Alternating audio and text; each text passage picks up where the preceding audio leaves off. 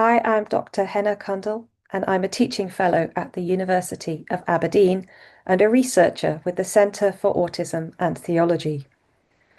I'm the author of the chapter, But Meanwhile We Teach, addressing the possibility of rejection sensitivity in higher education settings. I wrote this chapter because although we would all like to see large-scale structural reforms in the higher education sector, reforms that will level the playing field for neurodivergent learners, change in large institutions and across whole sectors tends to happen slowly. It can be a hard-won battle for an educator like me to get even one significant change in something like assessment procedures worked into institutional policy. And while we wait for more significant and widespread adoption of changes to the way that we approach higher education, meanwhile, we teach.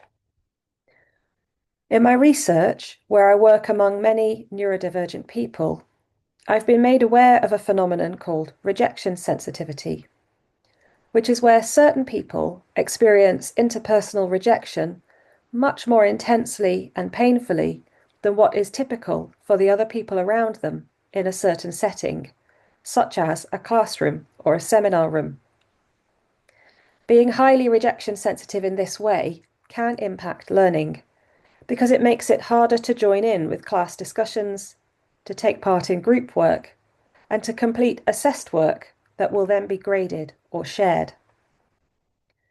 My chapter examines the current discussion about rejection sensitivity in the field of educational psychology, and I make a number of everyday practical suggestions for how educators can teach whole classes as if there might be highly rejection sensitive students in the cohort, without necessarily having to single those students out or make specialised and personalised accommodations for individuals.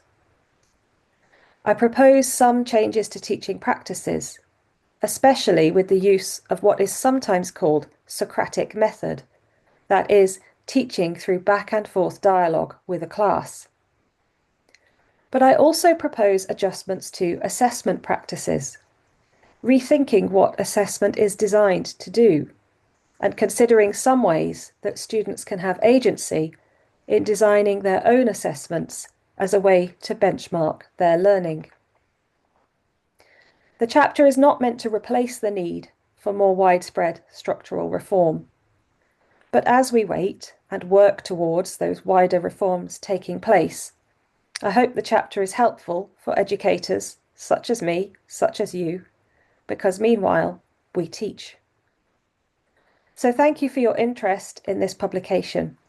And if you would like to be in contact with me, you can email me at helena.cundill@abdn.ac.uk.